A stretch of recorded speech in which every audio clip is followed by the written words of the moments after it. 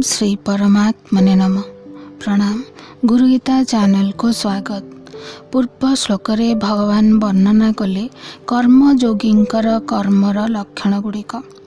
जहाँकर इंद्रियगण वशीभूत, अंतःकरण निर्मल थाए, जहाँकर शरीर निज द्वारा वशीभूत होइथाए एवं सकल प्राणींकर आत्मा ही जार आत्मा अर्थात सर्वभूतात्म भूतात्मा एपरि अनुभव करती, सेपरि कर्मयोगी कर्म करे मध्य सेही कर्मरे लिप्त हुअन्ति नाही। अर्थात तांकर समस्त कर्म यज्ञ हो जाए बा कर्म हो जाए। कर्मयोगींकर कर्म करिवार शैली विषय रे कहि सारी एबे दुईटी श्लोक रे भगवान कहउछंती सांख्य योगी भाबंती किपरि। आसंतु सुनिबा श्लोक 8 एवं 9।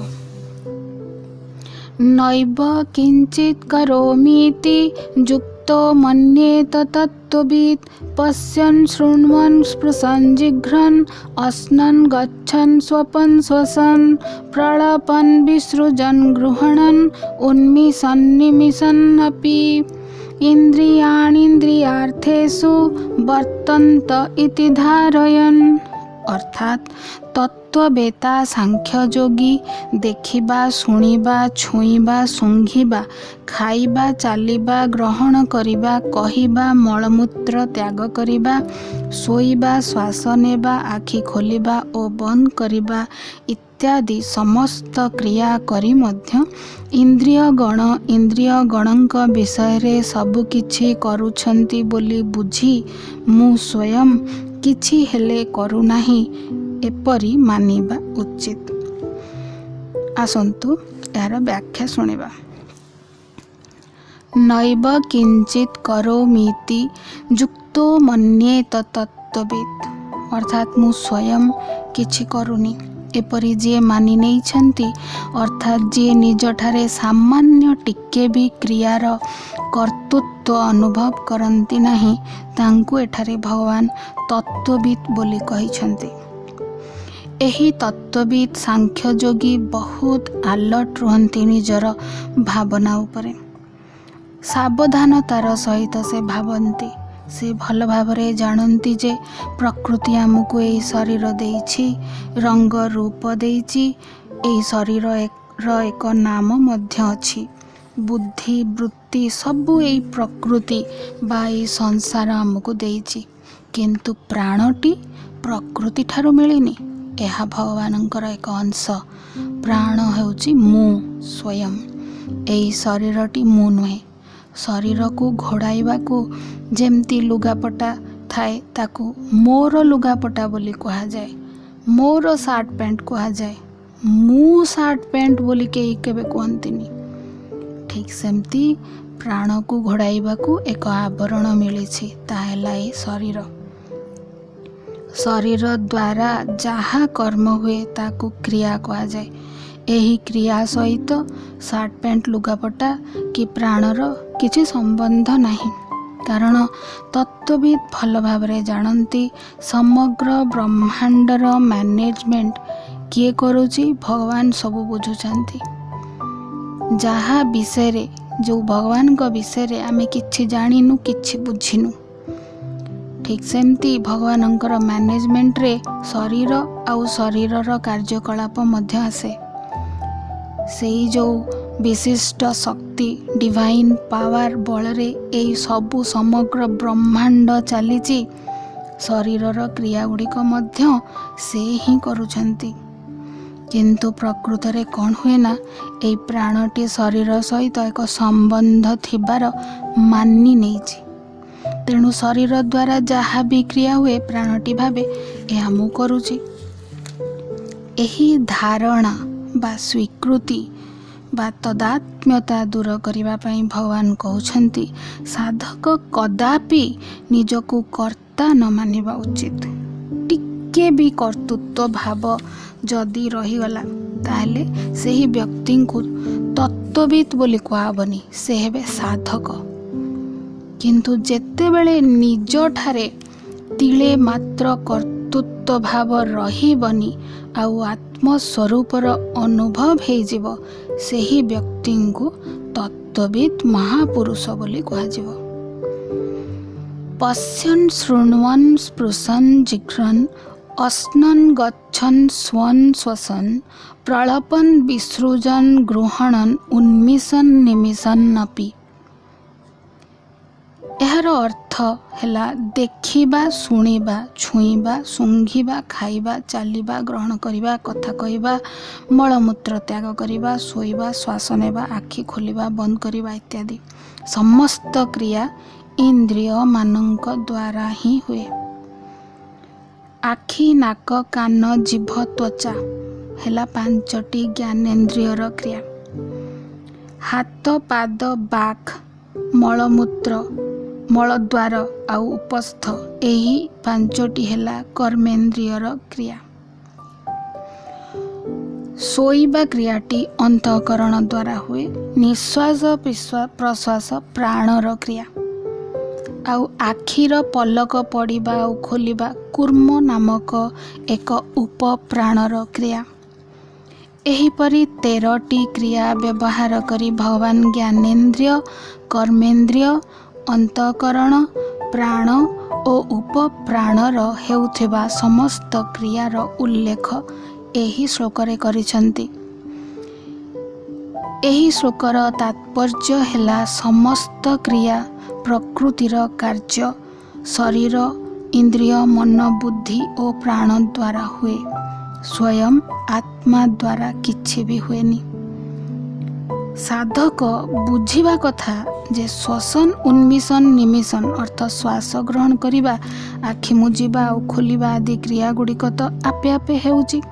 ଏଠାରେ ତ କର୍ତ୍ତୃତ୍ୱ ଭାବ ଆସୁନି ଯେ ମୁଁ କଲି। ତେଣୁ ହାତ, ପାଦ, ବୁଦ୍ଧି, ମନ ଦ୍ୱାରା ଯେଉଁ କ୍ରିୟା ହେଉଛି ସେଥିରେ ମଧ୍ୟ କର୍ତ୍ତୃତ୍ୱ ଭାବ ଆସିବା କଥା ନୁହଁ ଯେ ଏଟା ମୁଁ କଲି ବୋଲି। ଆମେ ନିଜକୁ ପ୍ରଶ୍ନ କରିବା ଉଚିତ, ଆମେ ସାଧକମାନେ ନିଜକୁ ନିଜେ ପ୍ରଶ୍ନ କରିବା ଉଚିତ ଯେ ଏଇ 13ଟି କ୍ରିୟାକୁ କରଉଛି କିଏ? ଏଇ ଜ୍ଞାନେନ୍ଦ୍ରିୟ, କର୍ମେନ୍ଦ୍ରିୟ, ଅନ୍ତଃକରଣର କ୍ରିୟା ଯାହା ବି ସବୁ ହେଉଛି କିଏ କରଉଛି? ନଡ଼ିଆ ଗଛ ଉପରକୁ ପାଣି ଯାଉଛି କେମିତି? 3 ମହଲା ଉପରକୁ ପାଣି ଉଠାଇବା ପାଇଁ ଆମକୁ ମୋଟରର ସାହାଯ୍ୟ ନେବାକୁ ପଡ଼ୁଛି। କିନ୍ତୁ 3 ମହଲା ବିଶିଷ୍ଟ ନଡ଼ିଆ ଗଛ ସେଥିରେ ପଇଡ଼ ଭିତରେ ଏତେ ମିଠା ପାଣି ପଠାଉଛି କିଏ? ରାତିରେ ଶୋଇବା ସମୟରେ ନିଶ୍ୱାସ ପ୍ରଶ୍ୱାସ ଆଉ ହୃଦୟର ସ୍ପନ୍ଦନ ହଜମ କ୍ରିୟା କରଉଛି କିଏ? ମଞ୍ଜିରୁ ଗଛ ବାହାରୁଛି କେମିତି? ଗର୍ଭରେ ଶିଶୁ ବଢ଼ୁଛି କେମିତି? ଭଗବାନଙ୍କର ପ୍ରକାଶକ ଶକ୍ତି ବା ଡିଭାଇନ୍ ଲାଇଟ୍, ପବିତ୍ର ଉର୍ଜା ଶକ୍ତି ହିଁ ଏହାର ପଛରେ ଅଛି। ତେଣୁ ଏହା ବୁଝିବା ଦରକାର ଯେ ପ୍ରକୃତ କର୍ତ୍ତା ହେଉଛନ୍ତି ସେହି ଭଗବାନ, ଆମେ ନୁହେଁ। କେବଳ ଏହି ଶରୀର, ଇନ୍ଦ୍ରିୟ, ମନ, ବୁଦ୍ଧି ରୂପକ ମେସିନ୍ ଦ୍ୱାରା ବ୍ରହ୍ମାଣ୍ଡର ସଂସାରର ସେବା ହେଉଛି। ଏହାକୁ ଚଲାଉଥିବା ଶକ୍ତି ଆଉ କେଉଁଠି ବସିଛି? ପ୍ରାଣର ଶକ୍ତି ଦ୍ୱାରା ମଧ୍ୟ ଅନେକ କାର୍ଯ୍ୟ ହେଇପାରେ, କିନ୍ତୁ ତତ୍ତ୍ୱଜ୍ଞ ପୁରୁଷ ଭାବନ୍ତି ଯେ ସବୁ ସେହି ପ୍ରଭୁଙ୍କ ଦ୍ୱାରା ହିଁ ହେଉଛି, ମୁଁ କିଛି କରୁନି। ଇନ୍ଦ୍ରିୟାଣି ଇନ୍ଦ୍ରିୟାର୍ଥେଷୁ ବର୍ତ୍ତନ୍ତ ଇତି ଧାରୟନ୍। ଯଦି ଏହି ପ୍ରାଣର ଆତ୍ମ ସ୍ୱରୂପରେ କର୍ତ୍ତୃତ୍ୱ ନାହିଁ ତେବେ କ୍ରିୟାଗୁଡ଼ିକ କାହା ଦ୍ୱାରା ହେଉଛି? ଏହି ପ୍ରଶ୍ନର ଉତ୍ତର ଦେବାକୁ ଯାଇ ଭଗବାନ କହୁଛନ୍ତି ସମସ୍ତ କ୍ରିୟା ଇନ୍ଦ୍ରିୟମାନଙ୍କ ଦ୍ୱାରା ଓ ଇନ୍ଦ୍ରିୟମାନଙ୍କର ବିଷୟରେ ହିଁ ହେଉଛି। ଏଠାରେ ଇନ୍ଦ୍ରିୟମାନଙ୍କର କର୍ତ୍ତୃତ୍ୱ ବର୍ଣ୍ଣନା କରିବା ଭଗବାନଙ୍କର ଉଦ୍ଦେଶ୍ୟ ନୁହେଁ, ବରଂ ସ୍ୱରୂପକୁ କର୍ତ୍ତୃତ୍ୱ ରହିତ ବା ନିର୍ଲିପ୍ତ ବୋଲି କହିବା ହେଉଛି ଭଗବାନଙ୍କର ଉଦ୍ଦେଶ୍ୟ। ଏଠାରେ ଜ୍ଞାନେନ୍ଦ୍ରିୟ, କର୍ମେନ୍ଦ୍ରିୟ, ଅନ୍ତଃକରଣ, ପ୍ରାଣ, ଉପପ୍ରାଣ ଇତ୍ୟାଦି ସମସ୍ତଙ୍କୁ ଇନ୍ଦ୍ରିୟାଣୀ ପଦର ଅନ୍ତର୍ଗତ କରାଯାଇଛି। ଶବ୍ଦ, ସ୍ପର୍ଶ, ରୂପ, ରସ ଆଉ ଗନ୍ଧ ଏଗୁଡ଼ିକ ଇନ୍ଦ୍ରିୟର 5ଗୋଟି ବିଷୟ। ଏହି ବିଷୟ ଗୁଡ଼ିକରେ ଇନ୍ଦ୍ରିୟ ଗଣଙ୍କର ବ୍ୟବହାର ହୁଏ। ସମସ୍ତ ଇନ୍ଦ୍ରିୟ ଓ ଇନ୍ଦ୍ରିୟ ଗଣଙ୍କର ବିଷୟ ପ୍ରକୃତିର କାର୍ଯ୍ୟ। तेणु इंद्रिय गणक द्वारा हेउथिबा समस्त क्रिया प्रकृति रे ही हेउछि। तृतीय अध्याय 27 श्लोक रे कहिछन्ति भगवान प्रकृते हे क्रियमाणानि गुणैहि कर्माणि सर्वशः। गुणर कार्य होइथिबारु इंद्रिय एवं सेगुड़िकर विषय को गुण बोली कहा जाए। गुण ही गुणरे सब कार्य करे। गुणा गुणेषु वर्तन्ते। गुण व्यतीत अन्य केही कर्ता नाही। भगवानଙ୍କର प्रकाशिका शक्ति आत्मस्वरूप रे विद्यमान। सेही प्रकाशिका शक्ति द्वारा समस्त इंद्रिय कार्य करନ୍ତି। पावर पॉइंट नथिले कंप्यूटर चलिबनी। सेही माइक्रोचिप जदि नथांता कंप्यूटर रे कौनसी कार्य होंतानी। बाहरु आमे माइक्रोचिप को देखि पारंतिनी, केवल देखुचे कंप्यूटर काम करुची। ठीक सेमती आत्मस्वरूप हेउची आम भितरे थिबा सेही माइक्रोचिप बा गुण बा पुरुष। इंद्रिय बा प्रकृति एहा द्वारा कार्य करे। सबु परिवर्तन प्रकृति रे ही हुए, गुण रे हुएनी। आत्मस्वरूप रे किछि भी चेंज आसेनी। से आदि अनंत कालरू जेमिति थिला सेमिति रहिछि रहिबो। शरीर रे परिवर्तन देखा जाउछि, मन भाव रे परिवर्तन होउछि, बुद्धि परिवर्तन होउछि, सबु बदलुछि, अहरह बदलुछि। किंतु सांख्य योगी किपरि भावंती, से माने केबे भावंती जे मु हेउछि सेही आत्मस्वरूप। तेणु स्वरूप दृष्टि मु कर्ता नुहे। पूर्वरु कर्ता नथिली, भविष्यत रे मध्य हेबिनी। अर्थ है भगवानଙ୍କର परमात्मा स्वरूप मते आत्मस्वरूप मिली सत, किंतु सेही आत्मस्वरूप रे जो प्रकाशिका शक्ति अछि सेही शक्ति द्वारा समस्त कार्य होउछि। मु किछि नुह, मु निर्लिप्त, मु निर्विकार। प्रश्न है ताहले अहंकारटा भितर को केमती आसे? जेतेबेले आत्मा शरीर सहित तदात्म्यता अनुभव करे सेतेबेले मु कर्ता बोली अहंकार आसे। आमको जो शरीर मिली यह टेबल चेयर सांगे समान। जेतेबेले मु भावुची मु होउची एई टेबल कि मु होउची एई चेयर, सेतेबेले मु बुझुची कि मु केते सुंदर, मोर केते गुण अछि, मु केमती लोक मानकर सेवा करूची, मु केते कथा जानी, मु केते भल। चेयर को जदि किए धक्का मारिला कि चेयर को कौन दुख हुए? चेयर को प्रशंसा कले कौन चेयर भारी खुशी हो जाए? टेबल चेयर रो दुख सुख पुणी कौन जे?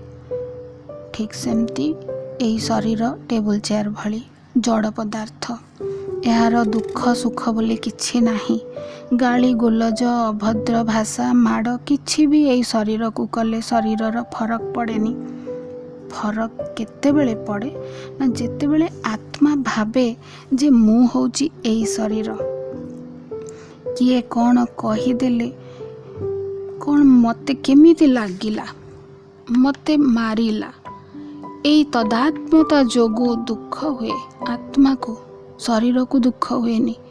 केही प्रशंसा करी कहीदेले आगे मु केते भल, मते केते भल लागे, मते समस्ते भल कहंतु, एपरी आशा हुए। यही सब प्रकार फीलिंग्स आत्मा ठी हुए, शरीर किसी फीलिंग्स नहीं। प्रत्येक मनुष्य को स्वभाव बा प्रकृति तैयारी हुए यही भावनारू। सेमाने जेपरी भावंती सेही परी सेमानंकर स्वभाव हुए। जे उच्च कोटिर चिंता करती तांकर स्वभाव निश्चित उच्च कोटिर हुए। जे नीच चिंता करती तांकर स्वभाव मध्य सेही परी नीच हब। नैव किंचित करोमीति मन्येत। जड़े तत्वविद भावंती मु किछि ही करूनी, मु आत्मस्वरूप, मु निर्लिप्त, मु शरीर इंद्रिय बुद्धि मन टेबुल चेयर किछि नुह। मु होछि एक प्रकाशिका शक्ति। एही शक्ति केवल ऊर्जा बाहर को छाड़े किछि नहीं पारेनी। इलेक्ट्रिक करेंट द्वारा फैन चले। करेंट कौन भावे मु फैन। इलेक्ट्रिक करेंट रो सेथिपई कौन अहंकार कि सुख दुख ये सब आसे। एही प्रकार ज्ञान तत्वविद बुझी निजकु बारंबार बुझाइबा द्वारा तांकर शरीर सहित तदात्म्य भाव आउ रहेनी। सेमाने निर्लिप्त बोली अनुभव करने लागती। सेही भली आमे साधकगण मध्य एही ज्ञान को निजर अंतःकरण रे बारंबार चिंतन मनन करने द्वारा आमर मध्य स्वभाव चाली चलन सब बदली जीव। सबुआड़े जदि आमे प्रभुंकर सत्ता थिबार देखिबा को लागिबा सेही संसार मध्य आमको प्रभुमय भली देखा जीव। दुख कष्टर संसार आमको स्वर्गर अनुभूति देव। आमे पद्म फूल परी पंकरे रही मध्य आत्म शांति आत्मतृप्तिर अनुभव करिबा। एही अनुभूति ही आमर जीवन धारा बदलाइब। साधक मानंकर काम हैला एही चिंताधारा को प्रैक्टिस करिबा। प्रैक्टिस प्रैक्टिस आउ प्रैक्टिस जो माने निजर भावना को किपरि बदलाइब प्रभुमय करि पारंती सेही माने ही अनंत सुख अनंत प्रेम अनंत पवित्रता शांतिर अनुभव करिछन्ति। आसंतु आमे समस्ते आध्यात्मिकता आड़ को आगे चलिबा। आज पई एतिकी। ओम तत्सत।